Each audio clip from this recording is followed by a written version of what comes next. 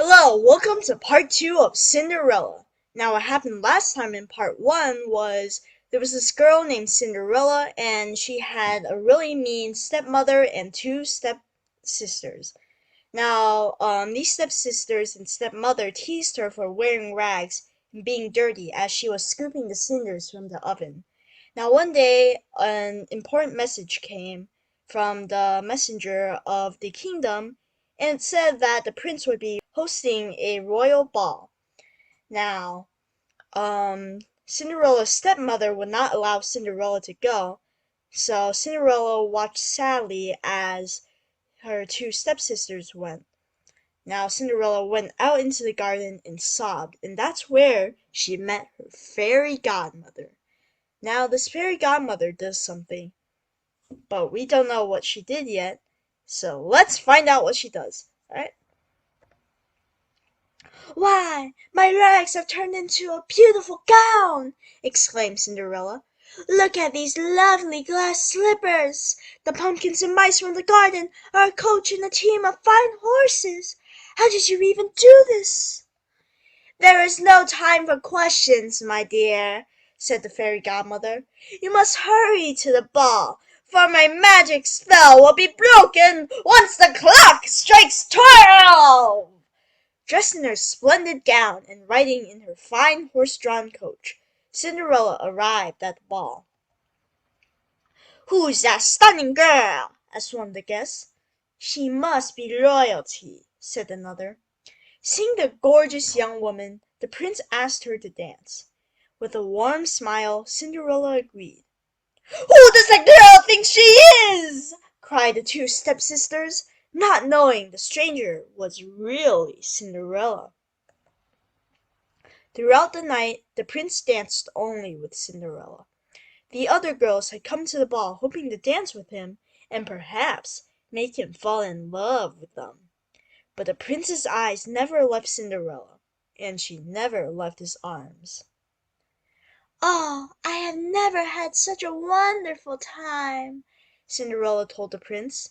Dancing with him, she felt herself falling in love. The prince was falling in love too. "Who are you?" he asked Cinderella. Before Cinderella could answer, the clock began to strike 12. She had forgotten all about her fairy godmother's warning. As the clock chimed, bang, bang, bang, Cinderella rushed from the prince's arms.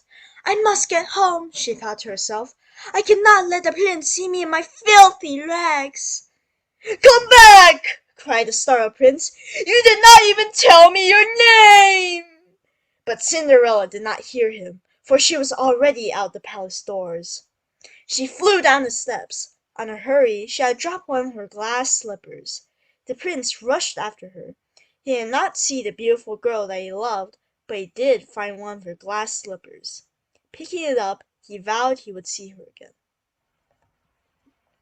The next day, Cinderella was again in her rags, cleaning her stepmother's house.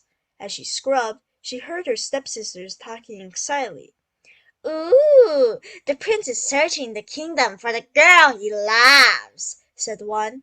"He has a glass slipper with him. Whomever it fits, he will marry," said the other stepsister. Soon the prince arrived at the house of Cinderella's stepmother. Cinderella watched, hidden in a corner, as each of her selfish stepsisters tried on the slipper, but their feet were far too big for the delicate shoe. The prince was standing to leave when he spotted Cinderella. "Won't you try on the slipper?" asked the prince. "Dirty Cinderella!" laughed the wicked stepmother. "Certainly she is not the girl you love."